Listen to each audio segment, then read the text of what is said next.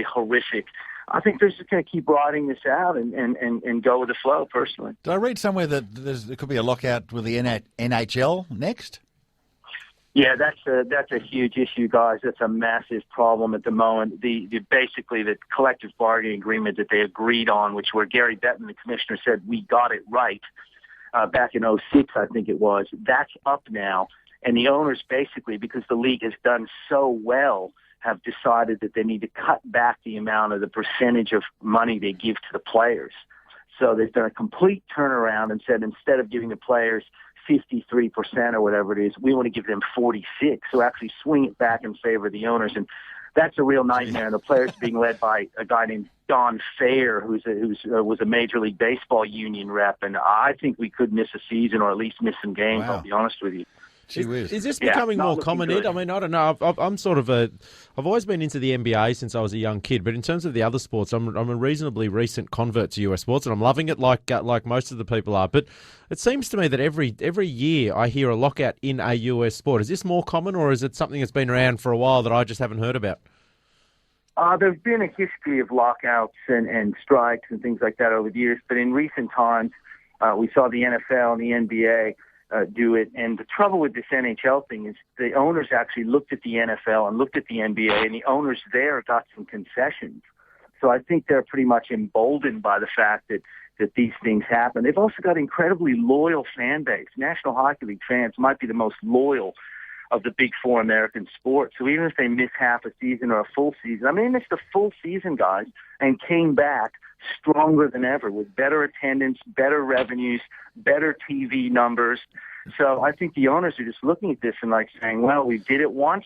I reckon I liken it to a divorce. You know, if you do it once, then that second time you kind of go, well, okay, I can deal with this. I can live through it. And then the third time, maybe you go, well, I've done it twice before. I'll do it again. I think the owners are in that same situation. They now think that they're going to be able to get the fans back even if they lock them out. Mind you, when the Major League Baseball lockout occurred some years ago now, it took them a long time to recover. In fact, it's fair to say baseball lost its mantle as the national pastime. Doc, you're absolutely on the money. That's exactly right. And it's along with the steroid problem and the fact that the NFL has become so powerful, baseball has never recovered from that. You're absolutely correct. And I think the only thing the NHL's got going for it, you've got very strong Canadian franchises, and you've got, as I said, really, really passionate people. They really are unlike any other sports fans in the U.S. They're just insane for that game. And it's also a game like the AFL that's best seen live. So I think they're really gate dependent, and fans really want to get out and see the games rather than see them on television. So it's a risky move by the owners, I must say, but I think I see why they're doing it. But, they could shoot themselves in the foot. Well, Ed, I was going to ask, who do you think will win? Will the owners get what they want with the reduction in revenue that goes to the players, or will the players willingly sit out for as long as it takes in order to basically not give back what they gained last time? I think it's going to have to be, they're going to have to come together and get some agreement that the NBA did. But you always got the feeling that David Stern didn't want to miss a season. You know, as much as we talked about that lockout and could miss a season, at some point you knew they were going to get up and running. I just had faith in David Stern that something was going to happen. Not so sure about Gary Bettman, the commissioner of the NHL. I'm just not convinced that that both sides aren't in it for the long haul. I mean, the players, they're turning it around something like, seriously, 53% I think the players get now. And they want to turn it around to 57% for the owners. They want to completely flip-flop the revenue stream. So, that's a lot of money out of the pocket if you're an NHL player or a union rep. So it could be an ugly one. And everything I've read is very negative. There's not much positive news coming out of either camp, I'll be honest with you. Ed, I know we're going to have you back in the studio next Sunday night, but can you leave us with one for week 2?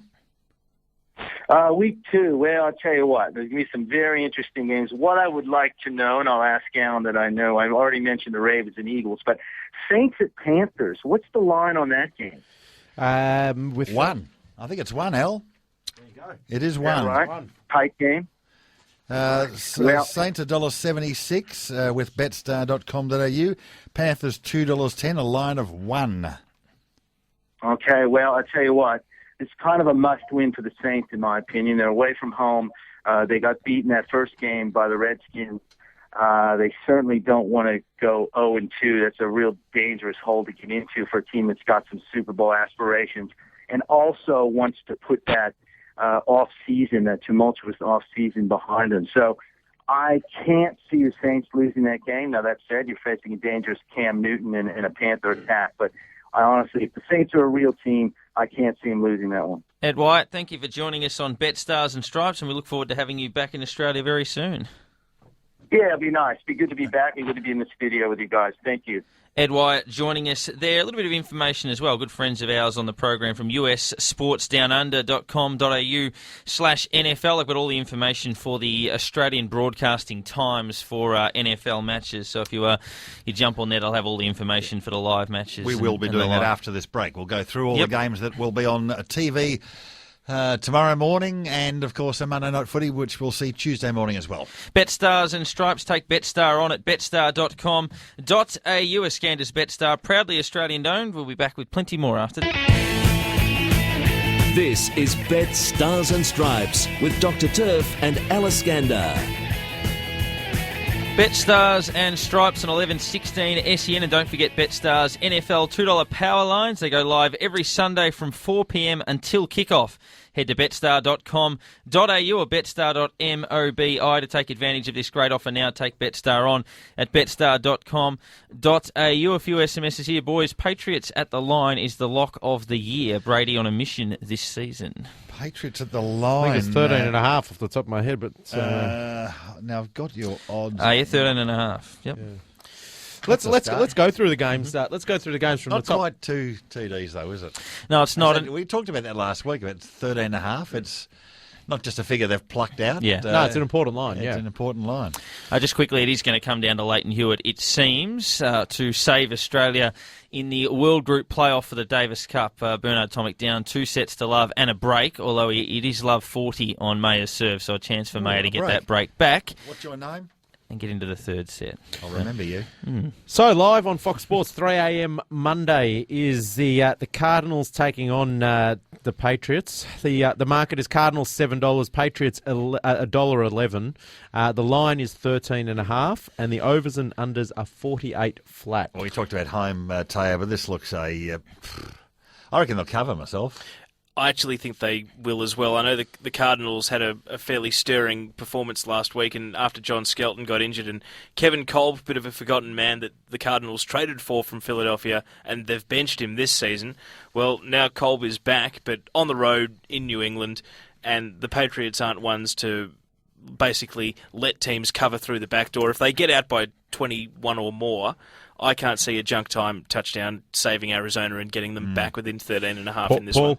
Paul, who's our US sports guru, just said, so I was speaking to him before coming in here at Betstar, and he just said, we'll cover. That's two words, just we'll cover. Arguably, the game of week 2, I think, is on 1HD, same time, 3 o'clock tomorrow morning. Ravens playing the Eagles at home.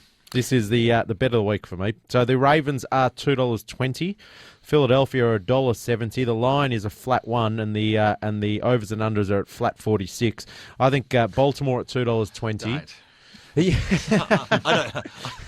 Doc hates the flat lines. So what we do on the flat lines, obviously it's easier when it's half because it means there must be an outcome. On the flat lines it's a push, so money back. But Doc just doesn't want that. Like it's not what I bet for. I don't bet to get my money back. I want that all important half in there somewhere. I actually don't even want Baltimore to win, but I think they can. And at $2.20, they're the outsiders. I reckon $2.20 is great value. That is, like I said, our bet of the week. They are. Yeah, after crawling past the Browns last week, I couldn't be less on the Eagles bandwagon. And Nnamdi Asomugha, one of their key cornerbacks to try and guard Joe Flacco's receivers, injured with a neck injury. So, yeah, all over the Ravens for this one. What about Vic? How's he travelling? Threw 4 interceptions in the first week. I noticed. I mean, he did throw the game-winning touchdown at the end of the game, but he had an absolute shocker. So then we've got live on 1HD at 6:35 tomorrow morning. We've got the New York Jets taking on the Steelers. New York $3.20. Steelers have been $1.42 into $1.36. The line there is 5, and the overs and unders are 42.5. But it sounds like Ed was pretty keen on the Jets. What do you boys think? Well, yeah, I suppose going on week 1, that was a very impressive week 1 there. Tough team to beat, Pittsburgh at home. I think the bettings are. I think we talked earlier on. I think they've taken a fair bit into it. I'm not saying it's a toss of the coin game. I do think Pittsburgh probably deserve to be slight favourites, but they're strong favourites here, Teo. I don't know. I could be interested in the Jets at the line with a. What's the five? start? Get a 5 start. 5 start. I actually agree, and also I think there's just so much public perception and respect for Pittsburgh's defence that New York are bringing in some pretty good form. I do think it's going to be close, and 5.5. I like Pittsburgh or the Jets by a field goal either way, so I would say New York at the lines. I haven't checked. Is Mendenhall playing? I wouldn't know if he's been past fit yet to play. He did an ACL last year, didn't he? I think he did. So yeah, we were suggesting maybe the Jets with a start there, Al. And this game is the one game I will be watching. It's on ESPN and 1HD at 10:20 tomorrow morning. Now, why does that happen? Why does that happen? Well, it's on both. On 2 channels. It happened all last year. Every week it happened last year. Well, I guess one's free to wear, one's pay TV. I guess maybe that's maybe they're thinking not the cross market. Well, sort it out, boys. I mean, agreed. Gee whiz, did anyone see the stoush between Jim Schwartz and Jim Harbaugh last year when these two teams played? So it was after the final siren, and they were on the field and they got into fisticuffs. So and they've been talking about it on telly all week. Noticing watching American sport during the week, all those. Sports Centre stuff. They have been talking about this last year's stoush all week. So I'm hoping for much of the same. That's what I'm hoping for. But Detroit are the outsiders in this game. Having said that, they've been back. They've been $3.70 into $3.60. The 49ers are $1.30. The line is a flat 7, and the overs and unders are 46.5. Well, personally, you can only believe what you saw last week, and they were so impressive, the 49ers last week. I wouldn't be tipping against them.